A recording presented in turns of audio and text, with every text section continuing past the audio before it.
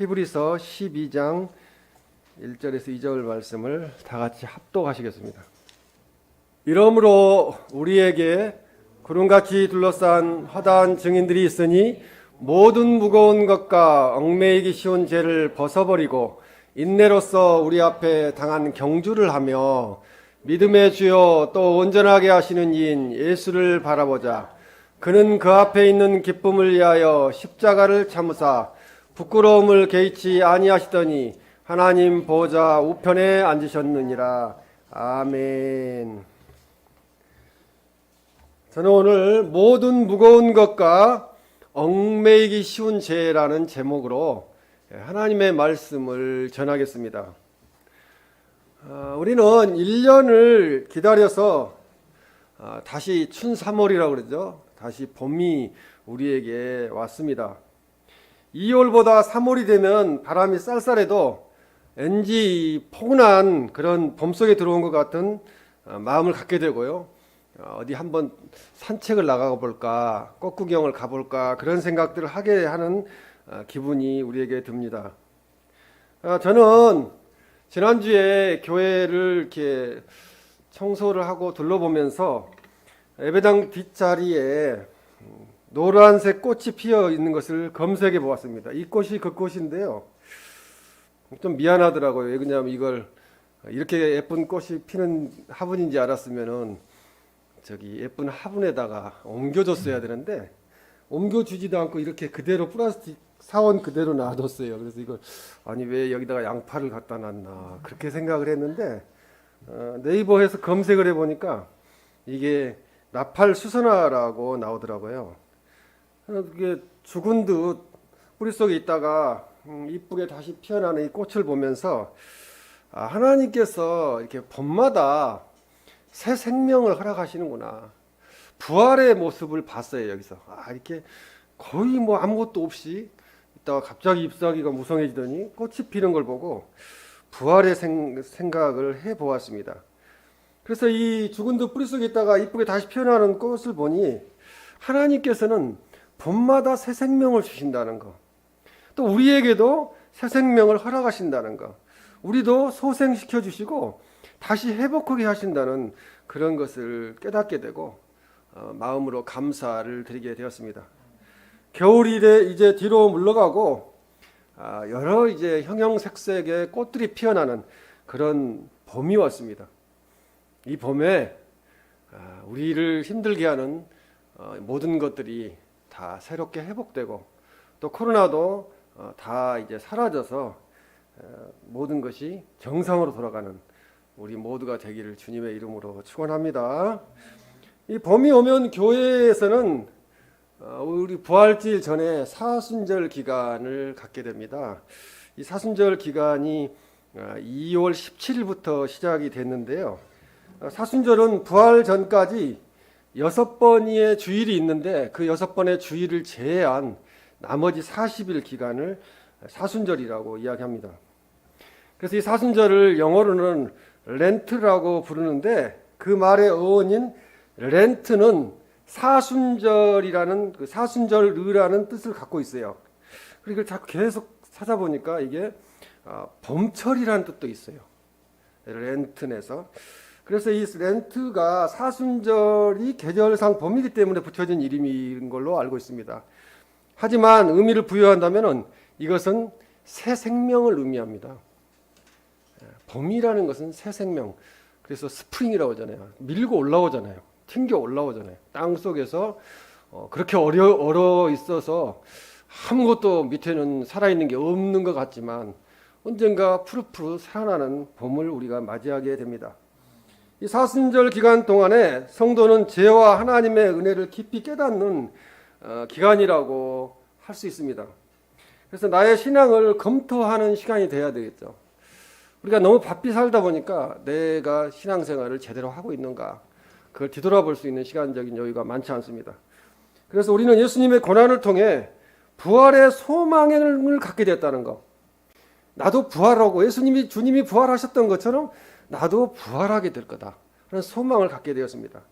참된 부흥은 자신의 죄가 무엇인지를 깨닫고 다시 내가 반복되는 죄를 범하지 말아야 되겠다고 진정한 회개를 하는 것이 우리 개인적인 부흥이기도 하고 교회적인 부흥이기도 합니다. 하지만 죄는 교묘하여서 그림자처럼 늘 우리를 따라다닙니다. 때로는 우리도 모르게 그 죄를 짓게 되는 경우도 많이 있습니다. 그렇기 때문에 죄의 문제를 해결하지 않고서는 참된 신앙의 생활을 누리기가 결코 쉽지 않다는 거죠. 항상 그것이 우리를 억누르기 때문에 그렇습니다. 그래서 우리는 주 예수님 그리스도를 믿음으로 우리는 구원받았습니다. 구원은 흔들리지 않습니다. 주님을 부인하거나 또 성령을 해방하는 죄를 짓지 않는 이상은 구원은 변함이 없습니다. 그러나 구원받은 백성으로서 이 땅을 살아갈 때 믿는 자녀답게 하나님 앞에 올바로 서야 될 줄로 믿습니다. 그러므로 이 사탄과 어둠의 자식이 우리는 아니라는 거죠. 우리는 소속이 하나님 나라 소속입니다. 그래서 하나님을 우리는 아버지로 모시고 있고 우리는 하나님의 자녀로 이 땅에서 살아가고 있습니다. 그러나 우리는 주께서 이 땅에 다시 오실 그때까지 잠시 지나가는 나그네로 또 그리스도의 전권 대사로 이 땅에 파송되어 있는 사람들입니다. 그렇지만은 세상 속에서 우리가 살고 있기 때문에 이 땅의 죄에서 자유로울 수가 없어요. 우리도 그 죄악 속에서 살아가게 됩니다. 이 땅은 여전히 죄의 권세와 그 영향력을 발휘하고 있는 곳입니다. 사탄이 활동하고 있는 주무대이기도 하죠. 갈수록 지금 어떤 죄가 드러나면은 이 땅에 되어지는 일들을 보면 자살로 마감하는 걸 보면서 참 안타깝다. 저 사람이 잘 살려고 그런 일들을 범했고 죄를 범했는데 그 부분을 회개하고 돌이키면은 또 용서함 받고 또 죄의 대가를 치르면 되는데 그것을 자기 스스로 그것을 망각하고 자기 생명을 해하는 그런 모습들을 볼 때마다 참 안타까운 마음들이 듭니다. 우리들도 이 순간순간 성도로 살지만 죄를 짓고 삽니다. 우리가 살아가는 현실이 힘든 현실입니다. 그래서 항상 죄악과 싸웁니다. 우리 모두가 기도 시작하기 전에 하나님 나 이렇게 죄를 지었습니다. 용서해 주세요. 그렇게 기도하면서 시작을 합니다. 그러나 우리는 이 힘든 현실을 그냥 어쩔 수 없는 것이지 내가 세상 속에 살다 보니까 죄 짓는 건 뭐 어쩔 수 없잖아. 그렇게 체념하기보다는 포기하기보다는 그렇게 살지 말고 그때마다 예수님은 회개하는 자에게 하나님은 역사하시고 다시 회복해 하신다는 걸 깨닫고 반복적인 죄를 지었다 하더라도 우리가 회개하는 삶을 살아야 됩니다. 회개하지 않으면요 사탄이 우리를 그대로 두질 않습니다. 그 죄로 인해서 문제가 발생하게 되는데 사탄은 우리가 계속 죄악 속에서 머무르는 것을 우리 원하고 있습니다. 하나님께서 내가 거룩하니 너희도 거룩하라고 말씀하셨습니다. 레위기 11장 45절에 보면 나는 너희 하나님이 되려고 너희를 애굽 땅에서 인도하여 낸 여호와라. 내가 거룩하니 너희도 거룩할지어다 라고 말씀합니다. 거룩하라는 것은 구분되어지다는 거예요. 세상 사람과 다르게 구분되어야 된다는 거죠. 하나님의 자녀답게 하나님의 아들 딸답게 살아가라는 것이죠. 그래서 새 생명이 살아나는 올 봄에 내 안에 진정한 영성을 회복해야 됩니다. 깨어있으라고 그러는데 주님이 오실 날이 가까이 오니까 깨어있으라고 그러는데 항상 깨어있는 것은 영성을 회복해서 거룩해지려고 힘쓰는 거죠. 또 반복되는 죄를 청산해야 된다는 것입니다. 그리해야 주님의 형상을 우리가 하나님의 형상대로 창조됐는데 주님의 형상을 회복하게 되기 때문에 그렇습니다. 이러한 주님의 형상을 회복하는 삶이 되시기를 주님의 이름으로 축원합니다. 오늘 본문 히브리서 12장 1절에 이러므로 우리에게 구름같이 둘러싼 허다한 증인들이 있으니라고 말씀합니다. 여기서 증인은 히브리서 11장이 믿음장인데 그 히브리서 11장에서 언급된 하나님의 진리를 증거하는 신앙의 선배들을 가르칩니다. 신앙의 선배들이 쭉 나오잖아요. 믿음으로 모세는, 믿음으로 누구는 이렇게 계속 나오죠. 믿음으로 아벨은, 믿음으로 요셉은. 그들은 하나님을 의지하는 가운데 고난 속에서도 인내하면서 충성을 다한 자들입니다. 신앙의 우리 선배들을 보면은 고난을 받지 않은 사람이 아무도 없어요. 아주 극한 고난, 우리가 저런 상황에 놓였다면은 우리는 견딜 수 없을 거야 할 정도로 극한 고난들을 받았습니다. 그러나 그들은 충성을 다하였습니다. 이러한 신앙의 증인들을 먼저 언급함으로써 우리들도 이 신앙의 증인들과 마찬가지로 고난 속에서 좌절하지 말고 인내하면서 포기하지 말고 최선을 다해서 천국의 푯대를 향하여 신앙의 경주를 해야 된다는 것을 우리에게 말씀하고 있습니다. 히브리서 12장 1절 하반절에 모든 무거운 것과 얽매이기 쉬운 죄를 벗어버리고 인내로서 우리 앞에 당한 경주를 하며라고 말씀합니다. 여기서 무거운 것은 운동선수가 운동을 할 때 앞으로 달려나가고 운동을 하는데 어떤 장애물이 되는 것들을 말합니다. 거침이 되는 것이죠. 그래서 우리는 천국을 향해 달려가는 신앙의 경주자이기 때문에 우리는 이런 장애물들을 벗어버려야 된다. 잘 극복을 해야 된다는 거죠. 방해하는 것 세력들을 잘 극복해야 된다는 거죠. 그래서 그리스도인들에게 이런 장애물은 지금으로 보면은 돈을 사랑하는 것이 될 수도 있겠습니다. 세상 사람들이 온통 돈 때문에 거기에 사랑하고 있기 때문에 그렇죠. 그다음에 세상적인 관심사나 자만에 빠져 있는 거죠. 내가 최고다. 내가 이만하면 됐다. 나는 나 혼자도 얼마든지 살 수 있다. 이런 자만들이 장애물이 되고 있습니다. 그 다음에 세상에 애착을 갖는 것. 이 세상은 참 짧습니다. 근데 이 세상적인 것에 애착을 갖고 하나님 나라를 바라보지 못하는 것을 의미합니다. 얽매이기 쉬운 죄는 죄 자체를 의미합니다. 신앙의 경주를 하는 과정에서 경험하게 되는 죄들이죠. 자꾸 죄가 유혹하죠. 하나님 나라를 향해서 가는 하나님의 자녀인데도. 그리스도인들은 믿음의 경주를 하는 과정에서 장애물이 될 만한 모든 죄를 벗어버려야 한다는 거죠. 그걸 제거해야 된다는 것입니다. 그러면서 우리에게 동시에 요구되는 것은 오래 참는 것, 인내가 필요하다는 말씀입니다. 무거운 것과 얽매이기 쉬운 죄는 사람마다 다릅니다. 어떤 것들이 그 사람을 괴롭히고 있는지는 본인이 너무나 잘 알죠. 물질 문제로 인생이 무겁고 또 건강 문제로 또 요즘 사업 문제로 또 생활고로 그런 무거운 것에 끌려서 신앙이 흔들리는 사람들도 많이 있습니다. 무거운 것을 우리가 벗어버리고 영원한 천국을 바라보는 힘이 있어야 됩니다. 그것은 예수님밖에 없습니다. 예수님을 바라보는 방법밖에 없습니다. 주님 바라볼 때 주님이 해결해 주셔야 됩니다. 오늘 말씀을 듣고 모든 무거운 것과 얽매이기 쉬운 죄를 벗어버리시기를 주님의 이름으로 축원합니다. 사람들이 반복적으로 짓는 죄가 무엇이 있을까요? 첫째는 교만입니다. 성경에서 가장 하나님이 싫어하는 죄가 교만입니다. 그래서 이 교만은 겸손의 반대입니다. 마태복음 11장 29절에 보면은 나는 마음이 온유하고 겸손하니 나의 멍에를 메고 내게 배우라. 그리하면 너희 마음이 힘을 얻으리니 라고 말씀합니다. 하나님의 그 멍에를 메야 되는 거죠. 하나님 주시는 그냥 십자가를 우리가 자꾸 벗어가지고 나 너무 무거워요 하는데 십자가를 메고 하나님 말씀을 통하여 배워야 그 안에 안식이 있다는 거죠. 하나님 말씀 안에. 교만한 사람은 주변 사람과 조화와 화해를 이루지 못합니다. 교만한 사람들은 남을 비판만 하지 자기를 돌아보지도 않고요. 또 다른 사람을 용납하지 못하고 교만한 마음으로 하나님을 대적하기까지 합니다. 무서운 죄죠. 그래서 교만이. 예수님은 온유하고 겸손한 자신의 마음을 배우라는 거죠. 예수님을 닮아가라고 말씀하고 있습니다. 그 다음에 두 번째로 사람들이 반복적으로 짓는 죄는 질투입니다. 질투심은 자신을 무너뜨리는 불행의 시장이죠. 그냥 그러지 않아도 되는데 사무엘상 18장의 사울왕은 다윗에게 심각한 질투심을 가졌고 결국은 악신이 들려서 불행한 생을 살아가게 되고 불행한 생을 마감하게 됩니다. 그것은 질투의 늪에 빠져서 허우적거렸기 때문에 그렇습니다. 다윗은 사울왕 입장에서 볼 때는 공신이에요.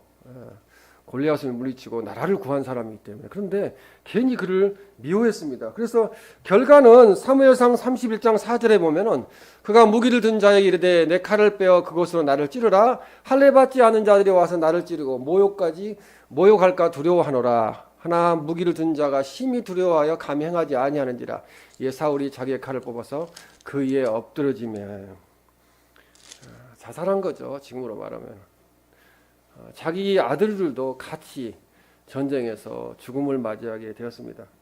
질투의 하신이 된 사울은 생명의 주인이신 하나님께 끝까지 생명을 맡기지 않고 자기가 어떻게 해보려는 그런 방법으로 하다가 죽게 되었습니다. 결국은 교만이기도 하죠. 잠언 16장 5절에 보면 무릇 마음이 교만한 자를 여호와께서 미워하시나지 피차 손을 잡을지라도 벌을 면하지 못하리라고 말씀합니다. 질투는 교만에서 시작되는 겁니다.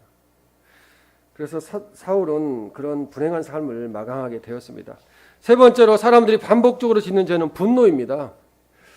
우리가 생각해 봐야 됩니다. 우리도 분노하지는 않는지. 창세기 4장 4절에서 5절에 보면 아벨은 자기의 양의 첫 새끼와 그 기름으로 드렸더니 여호와께서 아벨과 그의 제물은 받으셨으나 5절에 가인과 그의 제물은 받지 아니하신지라 가인이 몹시 분하여 안색이 변하니라고 말씀합니다. 이 창세기 4장에서 형 가인은 심한 분노로 인하여 동생 아벨을 죽였습니다. 하나밖에 없는 동생을 죽인 거예요. 그것은 오늘날로 비교하면은 예배를 드리는, 그러니까 제사를 드리는 후에 동생을 죽인 거죠. 예배 드리고 은혜 받고 그래야 되는데 그러지 못하다 보니까 분노가 일어나서 동생을 죽이게 되었습니다. 분노는 죄를 부르기 때문에 가정이 망하고 공동체가 피폐해지고 사회에 악령을 가져오게 됩니다. 그래서 사람들이 온유해야지 분노를 바라면은 사회는 죄악 가운데 놓이게 됩니다. 그래서 에베소서 4장 26절, 27절 말씀에 보면은 분을 내어도 죄를 짓지 말며 해가 지도록 분을 품지 말고 27절 마귀에게 틈을 주지 말라고 말씀합니다. 분노하면은 마귀가 들어온다는 거죠. 틈을 딱 보고 그래 들어갈 자리가 생겼구나. 그래서 그러지 말라고 성경은 말씀합니다. 네 번째 사람들이 반복적으로 짓는 죄는 탐심입니다. 탐심. 누가복음 12장에 탐심을 가진 어리석은 부자의 풍년 추수 장면 비유가 나옵니다. 누가복음 12장 15절 말씀을 대표적으로 보면 그들에게 이르시되 삼가 모든 탐심을 물리치라. 사람의 생명이 그 소유에 넉넉한데 있지 아니하니라 하시고, 예수님께서 아무리 그 사람이 부자여도 많은 것을 가지고 있어도 오늘 밤에 하나님께서 내 영혼을 도로 찾으시면은 그 재산이 무슨 소용이 있겠냐는 거죠. 다 누구의 것이 되겠냐고 그렇게 말씀하시면서 탐심을 물리치라고 그렇게 말씀합니다. 다섯 번째로 사람들이 반복적으로 짓는 죄는 탐식입니다. 현대인의 질병은 못 먹어서 생기는 것이 아니고요. 잘 먹어서 생기는 병들입니다. 잠언 23장 20절에 보면은 21절까지 보면은 술을 즐겨하는 자들과 고기를 탐하는 자들과 더불어 사귀지 말라 그렇게 말씀합니다.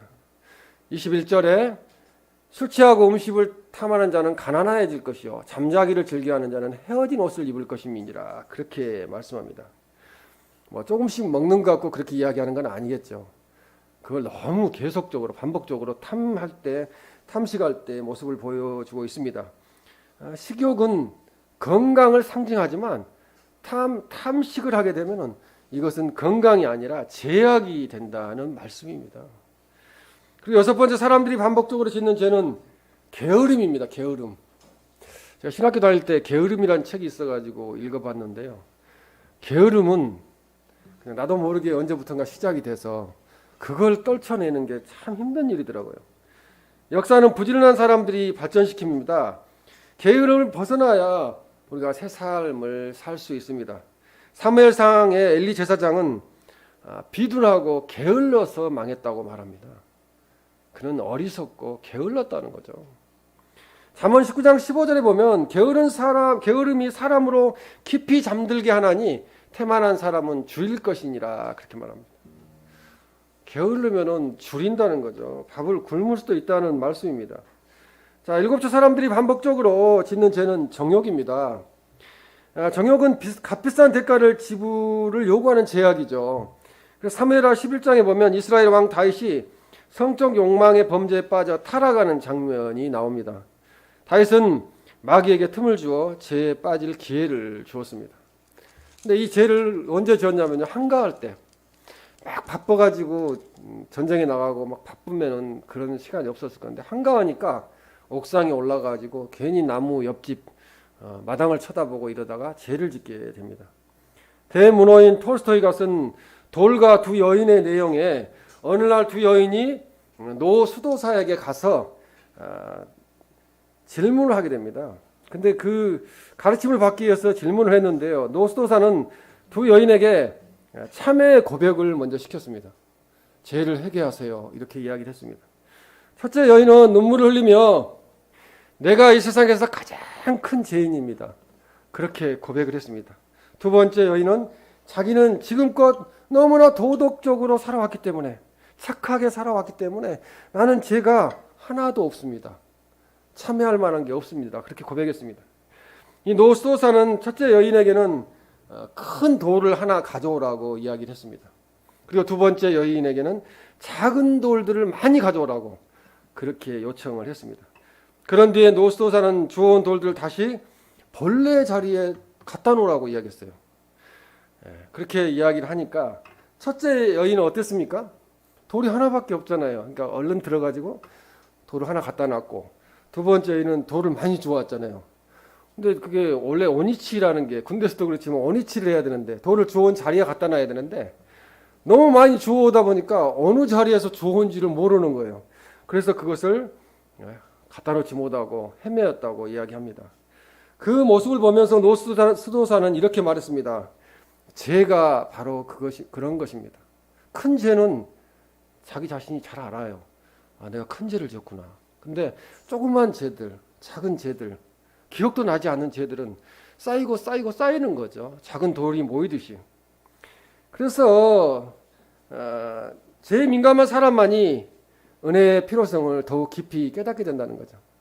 나는 죄가 없습니다 하는 사람들은 보면은 큰 죄는 짓지 않았는데 작은 죄들이 있는 걸 자기도 모르고 살아가는 것입니다. 우리는 하나님의 은혜에 감사하는 삶을 살아야 됩니다. 왜 그러냐면은 죄를 짓고 살아도 깨닫게 하고 회개하게 만들어 주시기 때문에 그렇습니다. 민수기 32장 23절에 너희가 만일 그같이 아니하면 여호와께 범죄함이니 너희 죄가 반드시 너희를 찾아낼 줄 알라, 그렇게 말씀합니다. 죄가 우리를 찾아낸대요. 지은 죄가 회개하지 않으면 계속 우리에게 있기 때문에 그렇습니다. 잠언 28장 13절에도 보면 자기의 죄를 숨기는 자는 형통하지 못하나 죄를 자복하고 버리는 자는 불쌍히 여김을 받으리라. 회개하면 불쌍히 여겨주신대요. 그러면 긍휼히 여겨주시면 다 용서해 주시는 거 아니겠습니까? 그럼 나의 반복적인 죄는 무엇인가요? 그것을 우리는 주님께 고백해야 합니다. 우리 속에서 역사하시는 하나님의 능력은 모든 죄에서 우리를 안전하게 자유롭게 하신다는 거죠. 그래서 우리는 모든 자신을 넘어뜨리는 반복적인 죄의 문제를 적어도 한 가지 이상씩 가지고 있는데, 그런 죄들이 다 있잖아요, 누구든지. 순간적으로 그런 유혹들을 받을 수가 있잖아요. 그런 것들을 하나님 앞에 내려놓아야 합니다. 사탄은 삶의 다양한 영역에서 우리를 공격하지만 특히 우리의 약한 부분을 집중 공격합니다. 무서운 거죠. 계속 그래 한번 건드려 봤더니 그 부분이 되게 약하구나. 그러면 그 부분 가지고 계속 공격해 오는 거예요. 건강 때문에 공격을 받을 수도 있고 또 물질 때문에 공격을 받을 수도 있습니다. 건강한 영적 상태를 위해서는 반복되는 죄를 구체적으로 확인하는 작업이 필요합니다. 내게 반복되는 죄가 무엇이 있는가? 우리가 구체적으로 그 죄를 극복하기에 필요한 조치를 취하지 않는다면 우리는 계속 죄를 짓게 되고요. 그것 때문에 계속 죄의식을 느끼게 되고 패배할 수밖에 없게 된다는 것입니다. 그러면 반복되는 죄를 이기는 방법은 무엇일까요? 첫 번째로 이 반복적으로 짓고 있는 그 죄를 주님께 고백해야 되는 거죠. 예수님의 피밖에 없어요. 우리가 어떻게 하겠습니까? 잘. 주님이 그 문제를 해결해 주셔야 됩니다. 우리가 솔직하고 겸손한 마음으로 하나님, 나 그 부분이 약해요. 그 부분이 잘 안 돼요. 하나님 고쳐주세요. 죄를 고백하면 주님은 언제든지 우리를 도와주실 수 있는 준비를 하고 계신다는 거죠. 주님은 그렇게 늘 준비를 하고 계십니다. 문제는 우리가 우리의 죄를 고백하고 주님의 도움을 요청하는가 하지 않는가에 달려 있다는 말씀입니다. 주님은 우리가 감당하지 못할 시험을 주시지 않습니다. 성경에 그냥 기록된 말씀이 아니라 고린도전서 10장 13절에 보면 사람이 감당할 시험밖에는 너희가 당한 것이 없나니 오직 하나님 믿부사 너희가 감당하지 못할 시험 당함을 허락하지 아니하시고 시험 당할 즈음에 또한 피할 길을 내사 너희로 능히 감당하게 하시니라고 말씀합니다. 이 말씀대로 하나님이 해결하여 주신다는 말씀입니다. 그다음에 두 번째, 같은 죄를 짓지 않도록 능력의 주님께 계속 도움을 요청해야 된다는 거죠. 주님 도와주세요. 우리가 어떤 죄에 반복적으로 노출되고 또 거기에 실패를 하게 된다면은 그 실패가 나의 인생을 힘들게 합니다. 나를 넘어뜨리고요. 그렇게 힘들게 하는 것에 대해서 우리가 그냥 그대로 당할 것이 아니라 조처를 취해야 되는데 그것은 하나님께, 예수님께 요청하는 거죠. 죄를 짓게 되는 장소나 상황을 의도적으로 우리가 피할 수는 있어요. 그리고 어떠한 물질이나 도구가 우리들을 죄 짓게 만든다면 그것들을 우리가 가감하게 버려야 합니다. 근데 그게 잘 안 되죠. 이것을 이해 우리는 어떻게 해야 됩니까? 기도해야 하는 방법밖에 없습니다. 하나님 도와주세요. 왜냐하면 이러한 것들로 내 힘으로는 쉽게 해결할 수 없기 때문에 그렇습니다. 대부분의 죄의 문제는 내 힘으로만 해결하기가 대단히 힘듭니다. 그래서 결단을 했다면 우리는 기도를 해야 됩니다. 능력의 주님께 도움을 요청해야 됩니다. 그것이 죄에서 자유를 얻는 승리하는 비결이 되기 때문입니다. 베드로후서 1장 10절 말씀에 보면은 그러므로 형제들아 더욱 힘써 너희 부르심과 택하심을 굳게 하라. 너희가 이것을 행한즉 언제든지 실족하지 아니하리라. 그렇게 말씀합니다. 주님께 의뢰하면 우리가 실족하지 않는다는 거죠. 굳게 하신다는 거죠. 그래서 하나님이 포기하지 않은 이상 우리는 그 어떠한 것도 먼저 포기할 자유가 없다는 거죠. 우리가 스스로 우리를 포기해서는 안 된다는 거죠. 하나님이 우리를 아들이라고 딸이라고 칭하시고 구원하셨는데 우리가 스스로 생명을 포기해서도 안 되고 그런 자리에 놓여서도 안 된다는 것입니다. 하나님이 포기하지 않으셨다면 언젠가는 하나님이 다시 회복해 하신다는 거죠. 그걸 믿으시기를 주님의 이름으로 축원합니다. 마지막으로 가장 중요한 것은 예수님을 바라보아야 한다는 거죠. 오늘 본문 말씀대로 우리 사람을 바라보면 실망합니다. 그러니까 예수님을 바라보아야 됩니다. 히브리서 12장 2절에 믿음의 주요 또 온전하게 하시는 이인 예수를 바라보자. 그는 그 앞에 있는 기쁨을 위하여 십자가를 참으사 부끄러움을 개의치 아니하시더니 하나님 보좌 우편에 앉으셨느니라. 그렇게 말씀합니다. 히브리서 말씀은 예수님을 생각하라는 거예요. 그것도 깊이 생각하라는 거죠. 깊이 생각하고 예수님을 바라보라고 말씀합니다. 지금 세상을 바라보면 희망이 없잖아요. 예수님을 바라봐야 된다는 말씀입니다. 무엇을 생각하느냐가 바로 내 자신의 정체입니다. 무엇을 바라보는 거가 나의 정체성이라는 거죠. 우리는 무엇을 바라보고 무엇을 생각하고 있습니까? 항상 주님을 생각하고 바라보시기 바랍니다. 어느 사이인가 주님을 닮아가게 될 줄로 믿습니다. 주님의 사랑과 인격과 생명, 구원의 마음을 우리가 본받기 때문에 그렇습니다. 예수님을 바라보고 사랑하게 되면요, 죄가 미워지는 거예요. 죄하고 멀어지는 거예요. 제가 여기 주변에 지금 집중적으로 전도하는 분이 계시는데 처음에는 예수님 믿으라고 말도 꺼내지 마십시오 그랬는데 지금은요 그냥 성경 말씀을 이야기해도 아무 말도 않고 잘 듣고 있어요. 자꾸 이렇게 죄와 가까이 하면 죄를 짓게 되지만요, 우리가 그런 하나님의 말씀 가까이 하면은 변화가 일어난다는 것입니다. 우리는 우리의 마음대로 죄를 방치하거나 막대하거나 우리를 죄에 쉽게 내어줄 수는 없습니다. 우리는 하나님의 자녀이기 때문에 그렇습니다. 예수님은 크신 사랑의 십자가로 죄와 어둠의 권세를 이기셨습니다. 이미 예수님은 다 이기셨어요. 다 이루었다고 말씀하셨어요. 주님을 온전히 우리는 사랑해야 합니다. 주님이 우리들을 위해 십자가에서 모든 피와 물을 다 쏟으시고 주님의 목숨을 내어놓으셨습니다. 버리셨습니다. 그 사랑을 생각하면 우리는 감히 죄를 사랑할 수 없습니다. 데살로니가후서 3장 3절에 주는 미쁘사 너희를 굳건하게 하시고 악한 자에게서 지키시리라고 말씀합니다. 우리가 주님을 바라보고 주님을 의지하면 하나님이 죄에서 지키시고 주님께서 우리 악한 자에게서 지켜주신다는 말씀입니다. 성도는 예수님의 도움으로 죄에 대하여 승리할 수 있습니다. 그렇기 때문에 주님을 의지하고 바라보아야 됩니다. 오직 그리스도를 믿는 것만이 바른 삶, 영생의 삶을 살 수 있기 때문에 그렇습니다. 모든 무거운 것과 얽매이기 쉬운 죄를 벗어버리고 예수님이 우리를 위해 십자가를에서 인내하신 것 같이 추운 겨울이 우리 지났잖아요. 잘 인내하셨어요. 지난 겨울 얼마나 추웠습니까? 지금 화분들이 실내에 있는 화분도 지금 거의 다 죽어가고 있을 정도로 추웠는데요. 그래도 봄은 왔지 않습니까? 잘 참고 인내하니까. 이제 우리는 추운 겨울이 지난 것만큼 지나가 묵은 죄를 벗어버리고 새롭게 태어나서 봄에 이렇게 꽃이 피어나고 새싹이 자라나듯이 하나님 앞에 새롭게 성장하는 우리들이 되어야 될 줄로 믿습니다.